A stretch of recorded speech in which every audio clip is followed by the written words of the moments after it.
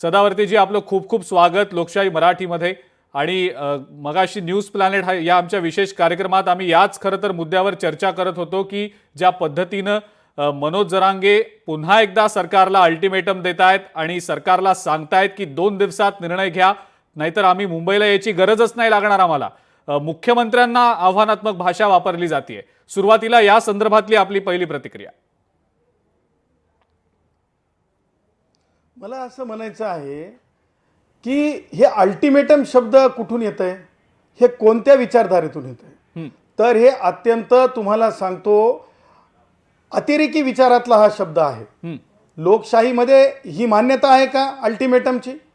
त्याचबरोबर मला पुढे जाऊन म्हणायचं आहे की महिलांना घालून पाडून बोलणे, एका संविधानिक पदावरल्या महिलेला अपमानजनक, नुसतं अपमानजनक नाही तर अरे कारे जसं काय म्हणजे अत्यंत खालच्या नीच स्तरावर जाऊन बोलणे, ह्या गोष्टीचा महाराष्ट्रातील मला असं वाटतंय की राष्ट्रवादी काँग्रेसचे वयोवृद्ध पुढारी शरद पवार यांच्या गटातले किंवा उद्धव ठाकरे बाहेर येऊन निषेध करणार आहेत की नाही, की काय लाडावलेला जरंगे आहे? झालंय असं की जरंगे नावाचं हे फिगर का तयार झालं, तर हे फिगर या आंदोलनाच्या नावाखाली तयार केलं गेलं।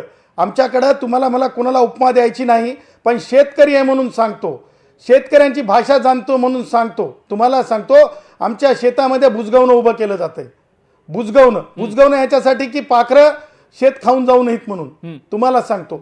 या त्या अर्थानं मला सांगायचं आहे की ज्या प्रकारे जरंगे जे काही व्यक्त होत आहे, हे त्यात पुढे जाऊन जरंगे काय म्हणताय की शिंदे साहेबांच्या काळात म्हणजे तत्कालीन मुख्यमंत्री शिंदे साहेबांच्या काळामध्ये म्हणे खूप काम झालं आणि आता विद्यमान मुख्यमंत्र्यांना हाणून पाडून बोलतो। का बोलतो तर जरंगेला त्याची राजकीय दुकानदारी चालवायची। ती कशी? कारण आपण जर शिंदे साहेबांना गोड गोड लोकांमध्ये बोललो तर लोकांमध्ये जरंगे नावाचा एक फिगर तयार होतो। काय फिगर तयार होतो? अरे हे तर मराठ्यांना अगदी काय म्हणतो गोंजारून बोलतो, आणि बघा मराठा इतर जर कोणी असेल तर कसं बोलतो जरंगे हाणून पाडून। आणि त्याच्यातून एक आपली, मग मला हे म्हणायचं नाही की किती म्हणजे जवळच्या लोकांनी किती बरास वाळू काढावं, किती टिप्पर घ्यावेत, किती श्रीमंती यावी, आणि ही जी भाषा त्याची आहे ना जरंगेची, आम्हाला म्हणतायत चपल्या चाटू, कोणाला म्हणतायत टमरेल, कोणाला ही भाषा कोणती आहे? शाळेमध्ये आमचे शिक्षक म्हणायचे का रे लय माजलास काय? आमचे शिक्षक म्हणायचे जर एखादी गोष्ट ऐकत नसेल विद्यार्थी, आई म्हणायची हे माजलास काय रे? हे तुम्हाला सांगतो हे लाडावलाय। तुम्हाला सांगतो एकनाथजी शिंदे साहेबांचा हा लाड आहे ना, याच्यासोबत झालेला त्याचे हे दुरोगामी परिणाम आहेत, आणि त्याला असं वाटतंय की असं बोललं की आपलं दुकान चालतंय।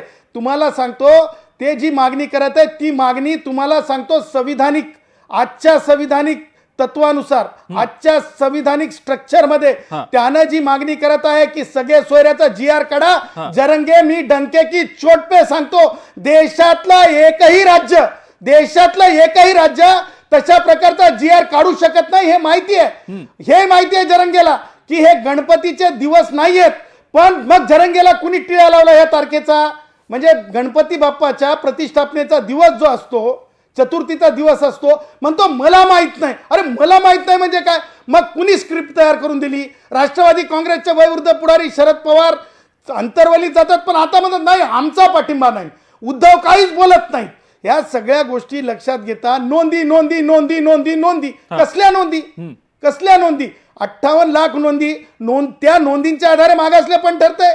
हे जरंगेला माहिती आहे की हे काही मिळणार नाही, हे काही होणार नाही, फक्त राजकीय दुकानदारी आहे, याच्या पलीकड काही नाही। कारण त्याचे शब्द बघा, दंगल, त्याचे शब्द बघा, मुंग्यांसारखे लोक आणतो, म्हणजे काय? म्हणजे इकॉनॉमिक कॅपिटलला वेटीस धरायचं, लोकांमध्ये ॲग्रेशन आणायचं, आणि घडी घडी दंगल शब्द का वापरतोस दंगल शब्द? ते वापरण्यामागचा उद्देश हे आहे की काहीतरी अघटित घडवणार आहे। ॲम्ब्युलन्स 1000, मला खरं सांगा तुम्ही एवढे मोठे पत्रकार आहात, 1000 ॲम्ब्युलन्स काश्मीर व्हॅलीमध्ये तरी आहेत का? हा 1000 ॲम्ब्युलन्स कशासाठी आणा म्हणतो? म्हणजे डोक्यामध्ये काहीतरी मेकॅनिकली तयार केलंय, एक मॉड्यूल तयार करून दिलेलं आहे, आणि मॉड्यूलवर काम करणारे रोबोट टिकत नसतात, त्यांचं आंदोलन टिकत नसतंय। ते आंदोलन नाही तर ती सोची समजी एक साजिश आहे असं माझं डंके की चोट पे म्हणणं आहे. बरं, सदावर्तीजी, आणखीन एक महत्वाचा मुद्दा तुम्ही मगाशी बोलताना म्हणालात की